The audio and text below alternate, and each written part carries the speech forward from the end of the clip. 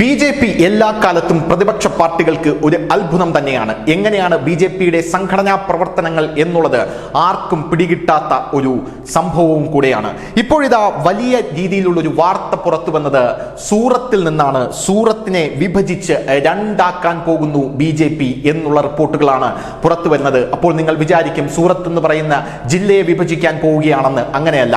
ബി.ജെ.പിയിൽ സൂറത്തിന് 2 പ്രസിഡന്റുമാർ വരും എന്ന റിപ്പോർട്ടുകളാണ് ഇപ്പോൾ പുറത്തു വരുന്നത്. അതായത് സൂറത്തിൽ ഒരു പരീക്ഷണശാലയാക്കി മാറ്റിക്കൊണ്ട് ഒരു ജില്ലയിൽ ബി.ജെ.പിക്ക് 2 പ്രസിഡന്റുമാർ എന്ന രീതിയിൽ വിഭജിക്കാൻ പോവുകയാണ് എന്ന റിപ്പോർട്ടുകളാണ് പുറത്തു വരുന്നത്.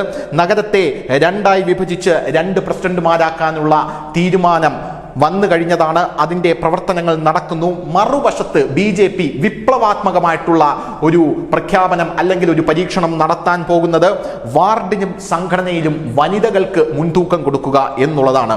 വാർഡ് പ്രസിഡന്റുമാരായി 15ലധികം വനിതകളെ കൊണ്ടുവരാനാണ് ബി.ജെ.പിയുടെ ഈ നീക്കം എന്ന് പറയുന്നത്. നമുക്കറിയാം ബി.ജെ.പിയുടെ പ്രധാനപ്പെട്ട വോട്ട് ബാങ്ക് എന്ന് പറയുന്നത് യുവാക്കളും വനിതകളുമാണ്.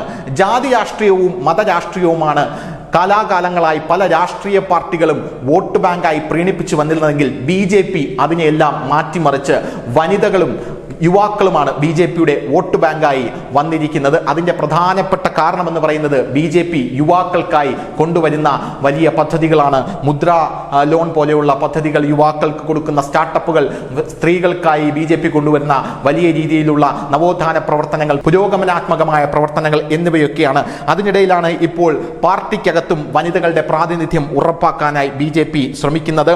സംഘടനയിലും വാർഡിലും വനിതകൾക്ക് മുൻതൂക്കം കൊടുക്കും. വാർഡ് പ്രസിഡന്റുമാരായി 15ലധികം വനിതകളെ കൊണ്ടുവരാൻ നീക്കം നടക്കും. ആകപ്പാടെ 30 വാർഡുകളാണുള്ളത്. ഇതിൽ 244 മത്സരാർത്ഥികളാണുള്ളത്. ഇതിൽ 225 പേർക്ക് പ്രസിഡന്റ് ആകാം എന്നിരിക്കെയാണ് ബി.ജെ.പി ഇതിൽ ഭൂരിഭാഗവും വനിതകളെ കൊണ്ടുവരാനുള്ള നീക്കം ഇപ്പോൾ നടത്തുന്നത്. എന്തായാലും കേരളത്തിലടക്കം ബി.ജെ.പി ഇത് പരീക്ഷിക്കാനായി ഒരുങ്ങുകയാണ്. 2023 തന്നെ തീരുമാനം വന്നതാണ്. അതായത് ഒരു ജില്ലയ്ക്ക് 2 പ്രസിഡന്റുമാർ എന്ന തീരുമാനം. ജില്ലാ പ്രസിഡന്റുമാർ 2 ആകുമ്പോൾ ഉദാഹരണത്തിന് തിരുവനന്തപുരം കോർപ്പറേഷനും പഞ്ചായത്ത് മേഖലകൾക്കും അങ്ങനെ 2ആയി തിരിച്ച് കോർപ്പറേഷനിൽ പ്രസിഡന്റ്, പഞ്ചായത്തിന് ഒരു പ്രസിഡന്റ്, ഇങ്ങനെയാണ് ബി.ജെ.പി ആലോചിക്കുന്നത്.